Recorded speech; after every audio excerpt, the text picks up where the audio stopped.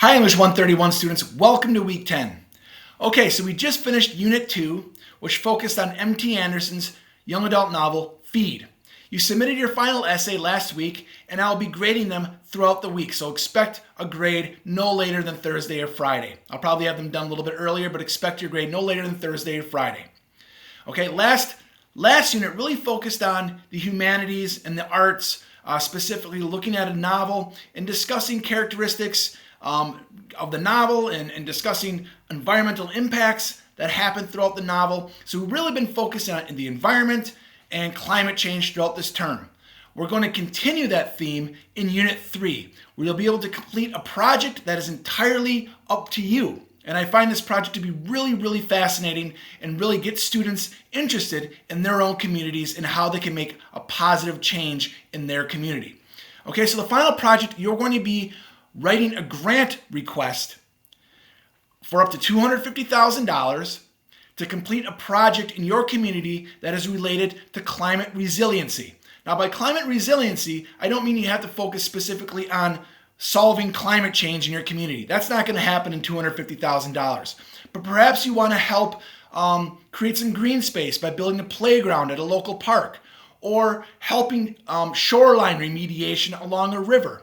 Or perhaps you want to put in solar panels at a park that helps generate power without using electricity. Or maybe you want to create a walking path in the woods near your home. Whatever it is, okay, you'll be able to brainstorm ideas throughout this week and throughout the rest of the term to really help you hone in on a specific project that will benefit your community for up to $250,000. Now, I want to see you get invested in this project. I want to hear your enthusiasm when you write the project proposal, and I want to hear your voice. What I don't want to hear is a generative AI grant application. I don't want you to use AI to create your grant application. The simple reason is that they are terrible to read, they're super boring, they're super generic, and they lack the passion that I get from hearing my students' voices in their grant application. I can tell instantly if a paper or a grant request is generated by AI, okay? Plus, I have generative AI detection tools in Brightspace, so just avoid creating your final paper, your final presentation, your grant request with AI tools, okay? So we're gonna introduce the final project right here. I want you to pay special attention to the parameters and what I'm looking for, okay? So watch that video lecture a couple times, and then you'll notice we have a grant request worksheet right here. This grant request worksheet will be the worksheet you'll be using for this entire project, okay? You'll notice you have the project description, up to 350 words. What will be done, up to 500 words, about a page and a half. What is the projected outcome, the short-term and long-term goals, 300 words. How you measure success, again, 300 words.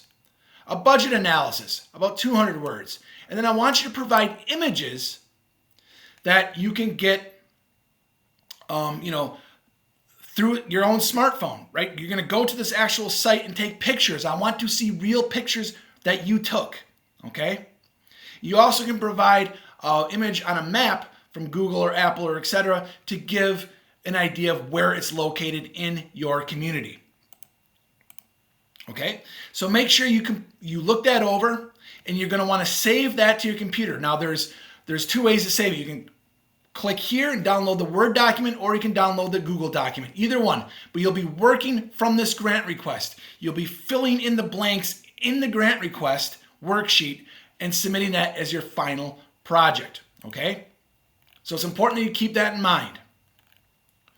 And then for Wednesday, you have a discussion board to be brainstorming project proposals, and I want you to complete that by Friday. Now, this is just a rough kind of idea of what you might be interested in. That doesn't mean you have to stick to any of these ideas, but I want you to consider getting some ideas down on paper that I can look over and make sure that they're feasible for a $250,000 grant application. All right? Now, if you have questions, I'll have office hours this week on Wednesday from 9 o'clock to 10 o'clock. Swing on by if you want to discuss your final draft for M.T. Anderson's Feed, or start just kind of bouncing ideas off me for your grant request. I'm happy to meet with you. Have a great week. Take care.